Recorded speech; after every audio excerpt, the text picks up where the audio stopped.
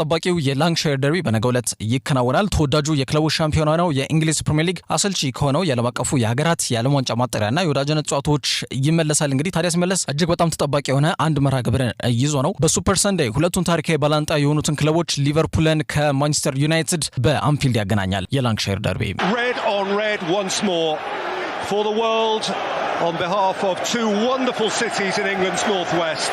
United and Liverpool again. Given the context of the game, given the history of the game, given the meaning of the game, it is almost beyond cognizance. Hear that and know that this means more. For a crack at a 20th title to match United, for a crack at a quadruple to surpass anything United have ever done before.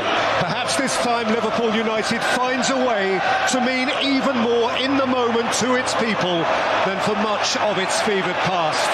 ሁለቱ ታሪካዊ ተቀናቃኝ ክለቦች ማለትም ሊቨርፑልና ማንቸስተር ዩናይትድ በአውሮፓ ከሚገኙ እጅግ አስቸጋሪ በሚባለውና በደጋፊ ዝማሬ በሚደምቀው ሆስታይል በሆነው ኢንቫይሮንመንት አንፊልድ የሚያደርጉት ጨዋታ በልዩነት ትኩረትን ስቧል። በሳምንት እንግዲህ በሁለቱ ቡድኖች ጨዋታ በተለምዶ የሰሜን ምዕራብ ደርቢ የተባለም ይጠራል። ተጫዋቾች፣ የሁለቱ ክለብ ደጋፊዎች፣ ሚዲያው ሳይቀር ዓለማችን ላይ ካሉ ትልቅ ትንቅንቅ አዘል ጨዋታዎች መካከል በዋናነት ይጠቅሱታል። መርሲሳይድና ማንቸስተር ሁለቱ የእንግሊዝ ትልቅ ከተሞች በመካከላቸው የ56 ኪሎ ሜትር ልዩነት አለ። የኢኮኖሚ እንዲሁም ደግሞ በኢንዱስትሪ አብዮት በእንግሊዝ ከመጣ በኋላ በሂደት ሁለቱ ከተሞች ቀስ በቀስ ፉክክር ውስጥ እየገቡ መምጣታቸውን የታሪክ ምዳሮች ያመለክታሉ። እንደ አውሮፓውያን አቆጣጠር በ1894 ሁለቱ ክለቦች ለመጀመሪያ ጊዜ ከተገናኙበት ጊዜ አንስቶ በተለይ በየፊናቸው የእንግሊዝ የውስጥ ሊግን ጨምሮ በአውሮፓ መድረኮች የሚያሳኳቸው ታላላቅ ስኬቶች ተመጣጣኝና ሚዛናዊ እየሆኑ መምጣታቸውን ተከትሎ በራሱ ታሪካዊ ደርቢው እንዲቀሰቀስ ምክንያት እንደሆነ ይነገራል። ይህ ጨዋታ በጉጉት ከሚጠበቁ መራግሮች መካከል አንዱና ዋነኛው ነው። መራራና ታሪካዊ ባላንጣ የሆኑትን ሊቨርፑልና ማንቸስተር ዩናይትድ የሚያገናኝ ታላቅ ፍጥጫ ነው። ሊቨርፑልና ማንቸስተር ዩናይትድ በእንግሊዝ እግር ኳስ ታሪክ ውስጥ በጣም ውጤታማና ስኬታማ የእግር ኳስ ክለቦች ከመሆናቸው እውነታ ጋር ተዳምሮ ፉክክሩን የበለጠ ከባድ ያደርገዋል። በጋራ ወደ 68 ክብሮችን ያሳኩ ክለቦች ናቸው። ጥያቄ በሌለው መልኩ የእንግሊዝ ምድር ፕሪሚየር ሊጉን እኩል 20 ጊዜ በማሳካት በገናናነት የሚቀድማቸው ክለብ የለም። ስለዚህ ሁሉም የሚያደርጉት ጨዋታ በጉጉት እንዲጠበቅ ምክንያት ይሆናል። እንግዲህ ሁለቱ ቡድኖች ለመጀመሪያ ጊዜ ከተገናኙበት እንደ አውሮፓውያን አቆጣጠር በ1894 ጊዜ አንስቶ እርስ በርስ ግንኙነታቸውን ስንመለከት 216 ጊዜ መገናኘታቸውን ያመለክታል። ማንቸስተር ዩናይትድ 83 ጊዜ ሊቨርፑልን በማሸነፍ የበላይነቱን ይዛሉ። ሊቨርፑል በበኩላቸው በ72 ጨዋታዎች ማንቸስተር ዩናይትድ ላይ የበላይነቱን መውሰድ ችሏል። ቀሪውን 61 ጊዜ ተከባብረው ጨዋታቸውን ባቻ ውጤት አጠናቀዋል። የነገው የአንፊልድ ጨዋታ ለሁለቱም ክለቦች ወሳኝ ነጥብ ቢኖረውም የውድድር ዘመናቸውን የጀመሩበት መንገድና ውጤቶቻቸው ግን ለየቀል ሆነው ነው የሚገናኙት። ፖርቹጋል አሰልጣኝ ሩበን አሞሪም ኦልድ ትራፎርድ ከደረሰ በኋላ የቡድን ውስጥ የሚታወቅበትን የ3-4-2-1 ያጫወት መንገድ ሜዳ ላይ አተገባበር አሁን እንግዲህ ዩናይትድ ቤት የሚገኙ ተጫዋቾች ላይ ማስረጽ ትርፉ ውጤት ሆኖ እየታየ ይገኛል። እንግዲህ ጨዋታዎችን አሸንፎ ለመውጣት የሚያስችል ሁለተኛና ሶስተኛ የጨዋታ መንገድ የጨዋታ እቅድና አፈጻጸም የሌለው አሰልጣኝ መሆኑ ውጤት ጦቱ እንዲሁም ደግሞ ቡድናቸው ውስጥ ወጥነት የሌለው በአጠቃላይ የሜዳ ላይ እንቅስቃሴያቸው የዩናይትድ ቡድን መለያ የሆኑ ጉዳዮች ይመስላሉ። ዘንድሮ ካምናው ለየት ባለ መልኩ ግን በዝውውር መስኮቱ በተለይ ደግሞ የፊት መስመራቸውን ሙሉ በሙሉ በሚባል ደረጃ በማደስ በሊጉ በርካታ ሙከራዎችን የሚያደርግ በርካታ የግብ ዕድሎችን የፈጠረ ቡድን ሆነዋል። ግን የሚያገኟቸውን ዕድሎች በሚገባ የመጠቀም ክፍተታቸው አሁንም ቢሆን ማንቸስተር ዩናይትድ ወጣ ገባ የሚባል አይነት ውጤቶችን እንዲያስመዘግቡ ምክንያት ሆኗል። ባለፉት 5 ጨዋታዎች 3ቱን ሲያሸንፉ 2ቱን ተሸንፏል። ማንቸስተር ዩናይትዶች የውድድር ዘመኑን የመክፈቻ ጨዋታ በሜዳቸው ኦልድ ትራፎርድ በሊጉ መሪ ቡድን እንግዲህ አርሰናል በጠባብ ውጤት የተሸነፉበት መርሃ ግብር ካልሆነ በስተቀር ቼልሲ ከዛ ውጪ በርንሌይና ሰንደርላንድን አሸንፏል። ውጤታማ ለመሆን በሜዳቸው የሚያሳዩትን ይህንን ጥሩ አቋም ከሜዳቸው ውጪ መድገም እንዳለባቸው አጽንኦት ሰጥቶ የተናገረው ሩበን አሞሪም በዚህ የውድድር ዘመን ወደ ክራቨን ኮቴጅ ተጉዘው ነጥብ የተጋሩበት መርሃ ግብር ካልሆነ በስተቀር ከሜዳቸው ውጪ በጂቴክ ኮሚኒቲ ስቴዲየም በብሬንትፈርድ አማካኝነት ከዛ ውጪ ደግሞ በማንቹሪያን ደርቢ በጎረቤታቸው ማንቸስተር ሲቲ ኤቲሃድ ስቴዲየም ላይ ሽንፈት እንዳጋጠማቸው ይታወቃል። ከዛ አንጻር በነገው ጨዋታ ላይ ምን አይነት ውጤት ይመዘገባል የሚለው ጉዳይ እንዲጠበቅ ያደርገዋል። That's an interesting pass. Bruno Fernandes, Joshua Zirkzee pulls it back for Harry Maguire. That could have won the game. Ruben Amorim, who has unquestionably had a difficult start to this job, but the new Manchester United manager is developing a knack of producing his better results against his club's biggest rivals.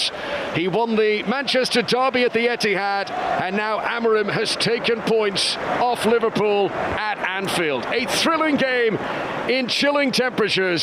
Liverpool 2, Manchester United 2.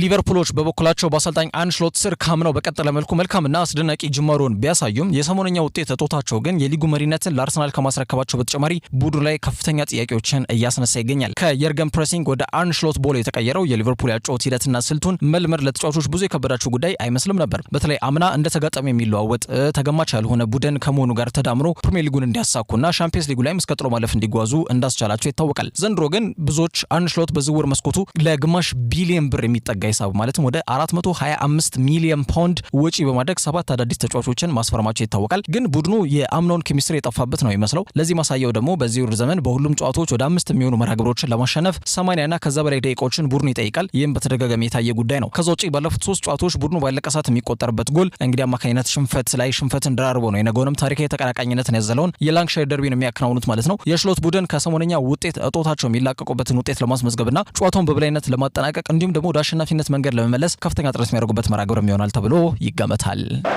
Arne Slot doesn't get the 3 points he's so used to receiving, but Liverpool still only losing once since his arrival. They were asked questions today. የቡድን ዜናዎቻቸውን ስንመለከት በባለሜዳዎቹ ሊቨርፑሎች በኩል ፈርዖኑ ግብጻዊ ኮከብ መሐመድ ሳላ ከሌሎች ክለቦች በተለየ መልኩ ከማንቸስተር ዩናይትድ ጋር ሲጫወት የሚቀናው ተጫዋች ነው ያለው ቁጥራዊ መረጃም ያንን ያመለክታል። በሁሉም ጨዋታዎች ከዩናይትድ ጋር ባደረጋቸው 16 ጨዋታዎች 16 ጎሎችን ሲያስቆጥር 5 ኳሶችን አመቻችቶ አቀብሏል። ያንን ነገር እንግዲህ በነገውም ጨዋታ ለማስቀጠል ወደ ሜዳ ይገባል ተብሎ ይገመታል። ከዛ ውጪ የመሃል ተከላካዩ ኢብራሂማ ኮናቴ ካጋጠመው መጠነኛ የጡንቻ ህመም ጋር በተያያዘ የፈረንሳይ ብሔራዊ ቡድን ካምፕን በጊዜ በመልቀቅ ወደ ክለቡ እንደተመለሰ ይታወቃል። ያለበት ሁኔታ ጠራጣሪ ቢባልም ለነገው ጨዋታ ላይ ግን ይደርሳል ተብሎ ቢገመትም ግን ከጨዋታ ውጪ መሆኑ ከተረጋገጠ የቡድኑ አምበል ቨርጅል ቫን ዳይክን የማጣመሩን ኃላፊነት ጆ ጎሜዝ ላይ ይወድቃል ተብሎ ይገመታል። ከዛ ውጪ ቁልፉ የቡድኑ ቁጥር 1 ግብ ጠባቂ የሆነው ብራዚላዊ አሊሰን ቤከርም የጡንቻ መሳሳብ ጉዳት እንዳጋጠመው ይታወቃል። ስለዚህ ከነገው ጨዋታ ውጪ ነው። ጆርጂያው የቡድኑ ሁለተኛው ግብ ጠባቂ ጆርጂ ማማርዳሽቪሊ ቦታውንም ይረከባል ተብሎ ይገመታል። ከዛ ውጪ አዲሱ ግዢያቸው ጂዮቫኒ ሊዮኒም ካሰቃቂው የጉልበት ጅማት መበጠስ ህመም ቀዶ ጥገና በማድረግ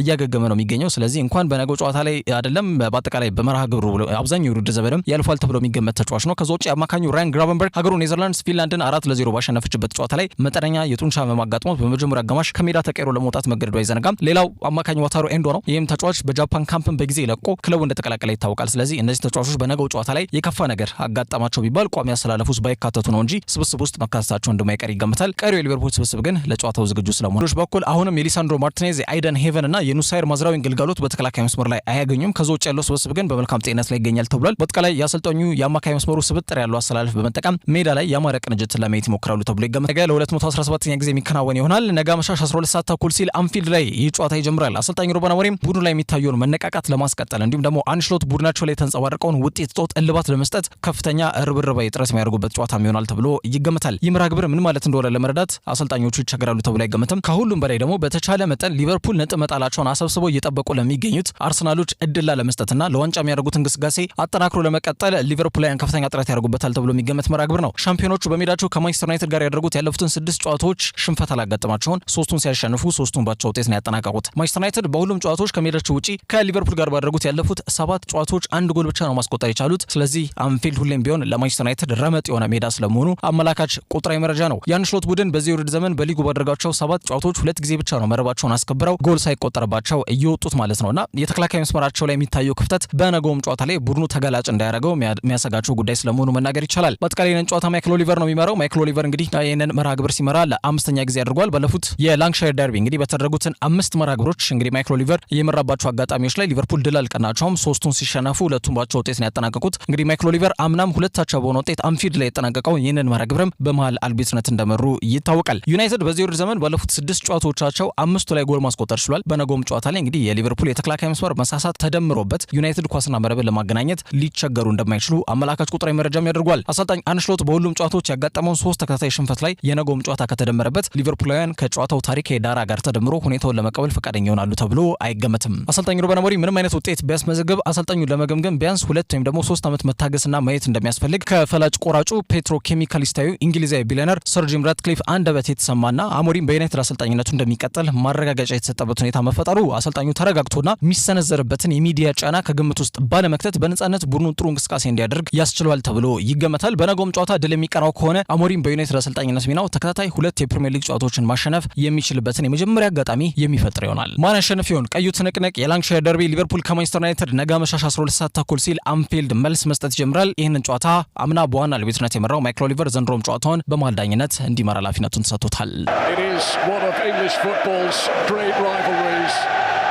Two clubs with trophy cabinets that are packed full to the brim. It is the 216th meeting of Liverpool and Manchester United, a fixture deeply sewn in to the rich tapestry of English football. And not even a dump of snow overnight was going to knock this game off its pedestal today. Bruno Fernandes. Liverpool just stood off him for a moment. Lisandro Martinez! Manchester United take the lead at Anfield! Gravenberch. The VAR did look to see if there was some holding in the penalty area, but it's already been checked and clear. This is Gakpo. Great turn! That's how you respond! Cody Gakpo! 6 minutes after going behind, Liverpool are back to 1-1.